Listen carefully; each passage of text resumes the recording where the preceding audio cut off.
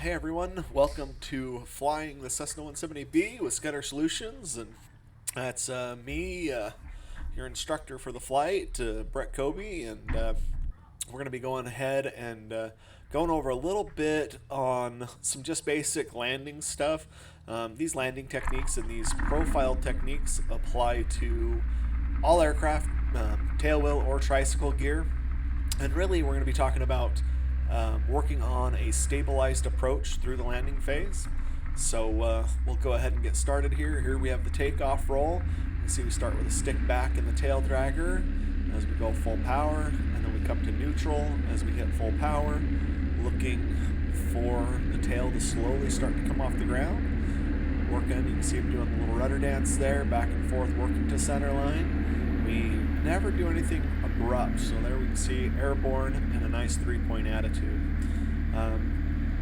The airplane wants to fly. All aircraft, whether they're tricycle or not, if you have them trimmed properly for takeoff, they'll basically take off on their own.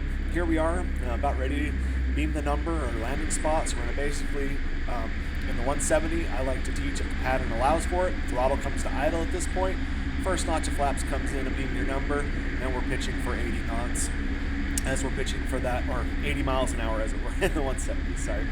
And then we're looking at stabilizing that speed through our descent profile. Because we're basically doing a power off 180 here, you'll see I come in on the flaps much earlier, and I believe in this landing we only end up going to the 30 degrees of flaps. In the 170 we do have a full 40 degrees of flaps, so we'll see 10, 20, 30, there's our 30 degrees of flaps, and we're looking for our landing spot coming in. If we need to at this point, we can add a little power, we can judge our descent. Higher, low, faster, slow is what we're looking for as we turn final, regardless of what we're flying, right? If we're high and fast, we can power back and pitch forward or add more drag. If we are low and slow, we need to add power and pitch up. It might be up to full power, and maybe at that point we might even be looking at a go around if we're too high or too low. So we're constantly through the approach here, higher, low, faster, slow, looking for our appropriate angle. Here we come over the runway, throttle's already idle, so we're just pitching back, we're rotating back. Now this is going to be a wheel landing, yep, so you can see the upwind wheel touches first, which is the left wheel in this case, and then we're going to go ahead and retract the flaps, keeping the tail airborne through the landing phase here. This is one part of the landing that is different than a tricycle gear. Of course, you're not going to be pushing forward during a landing in a tricycle gear aircraft. All right, let's try it again. So here we are back up in the air, coming up and beam the numbers.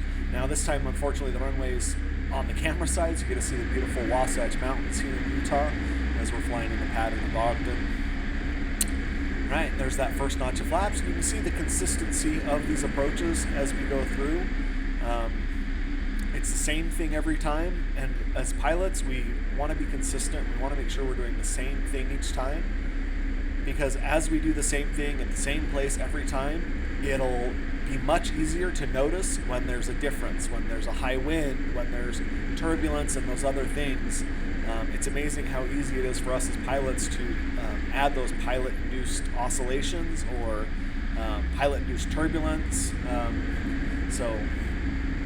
As we go through there. And there was a crane on this side of the runway, so I cut the runway, I kept the pattern a little tighter than I did on the other side.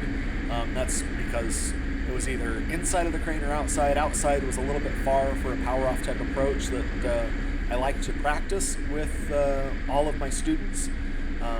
So the power-off 180 should be a very normal maneuver, and we should be flying tight enough patterns that that's not an issue. So coming in, there's the level out. You see we're holding it level, nice smooth touchdown, pitching forward to hold the tail up and to pin the aircraft to the ground, and then flaps up, power up, maintaining center line. And the key here throughout this whole landing phase, no matter what you're flying, is to make sure you're keeping your eyes all the way down to the end of the runway, regardless of what else is coming into the airplane. All right, so there we are, beam the numbers again.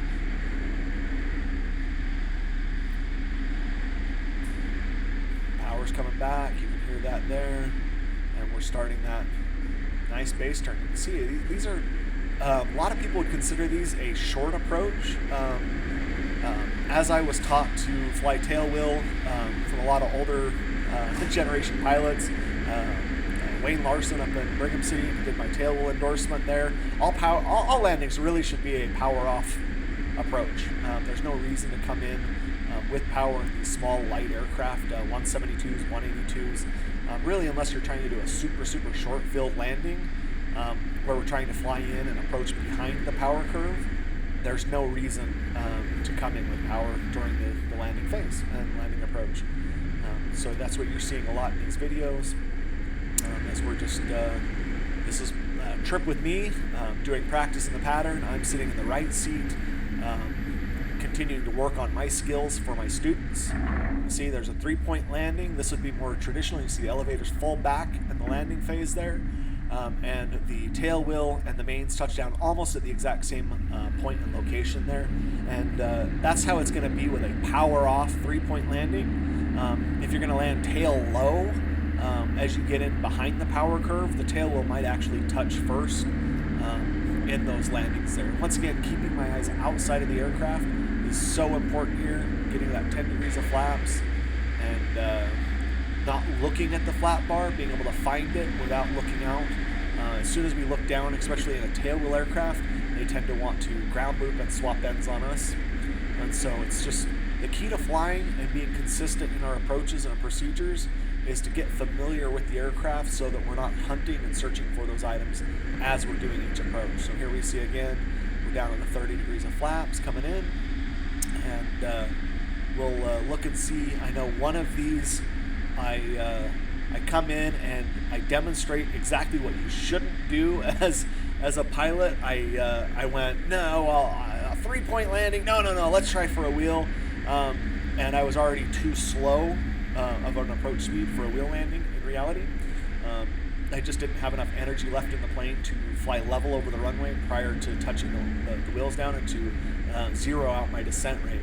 And so as soon as I did, it gave me a good bounce and a second little hop, and I full power and got out of there and came back around and tried again, right? So the key to not having those issues is to having a well-defined plan early on. And really what I should have done as I hit that first skip, right? No, see, I transitioned into that good 3-point landing, added more back pressure on that, and was able to keep that one as a landing. So I don't remember if this section has the go around in it, but we'll see if we see it. We see it coming up. But fun putting these videos together, doing the training, doing the flying. But as you come out and fly with me, we'll be doing lots of pattern work, lots of procedural training to do the same thing every time. We do the same power settings every time on downwind. We pull the power back to the same power setting and beam the numbers. We add flaps at the same point to add consistency to our training. Now, obviously, when there's a lot of other aircraft in a pattern, especially as we start to get some of these other students from other schools that, I mean, we're seeing 2 and 3 mile finals with 172s, guys, and that's just, there's no reason to be out that far. If you actually have an engine failure that far out on final, you're never going to make the runway. And really, our whole idea of flying the pattern is to be within gliding distance of the runway throughout the entire phase of flight. Once we're basically up over 500-600 feet above the ground, we're within distance to be able to land in the airport environment at least. So really watch those patterns that you're flying and keep them tighter in these smaller singles, and just really pay attention to that maneuverability. Obviously, with other traffic and other things, we might get stretched out. Now that's okay. We can still add the power, we'll still keep some consistency to it, and we're still looking to hold our approach speed as we come on in. So here we come in, you see we're working on that level out. There's our level, and pitching forward. There it is, we say we pin it to the ground.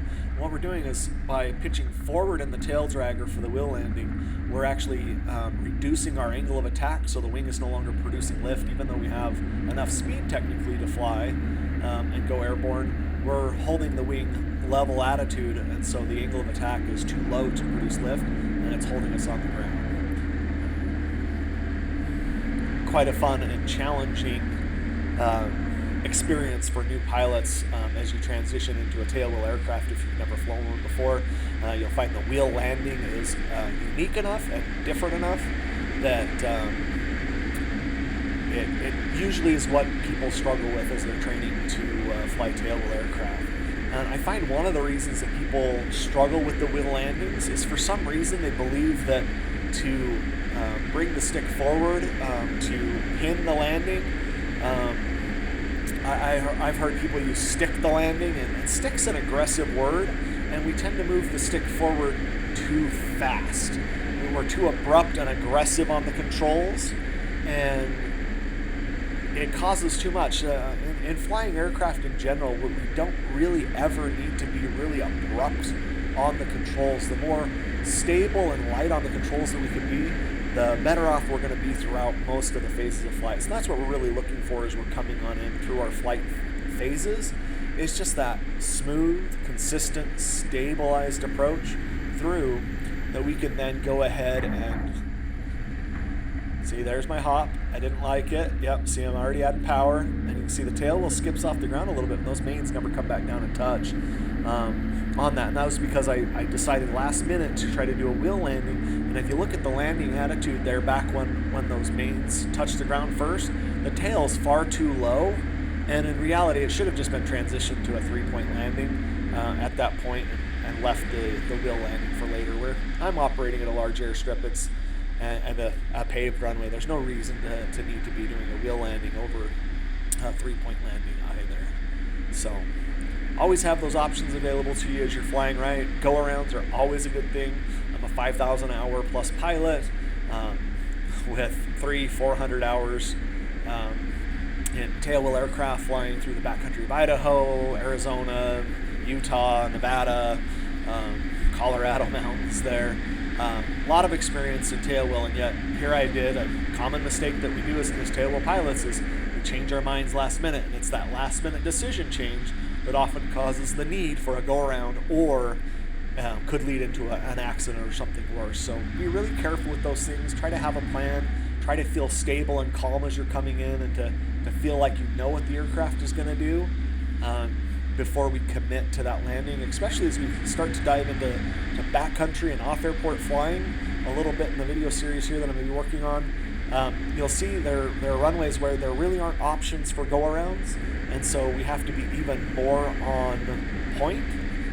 And it's fun when we do those flights. We often see that when the requirement is there, often we will fly to the occasion, but we want that occasion to be the standard, not the exception, right? So you can see most of the landings here, I'm within the center line there, within maybe a foot or two of center line. If I'm not, you'll see I drift slightly as I come off. I believe this is the last landing here, and that's why I'm drifting off the center line, looking for the yellow taxi off there as we go. But I hope this helps, kind of walking you through and talking about flying stability, looking for a constant, stable approach. So when you're flying, whether it's a 172 or whatever it is, look at your consistency. Look and see if you are flying the same pattern every time. Look and see if you're flying the same power settings each time. And what are the power settings that you're flying? So on the 170, I like 20 inches or 2,000 RPM on downwind, and so on. So I hope that helps, and we'll have a good time. Anyway, thanks for joining me on the trip around the pattern here, and my new little toy 1664 Delta, a little 170B with a fun little history. Come out and give me a holler, come fly with me, and catch you on the next time.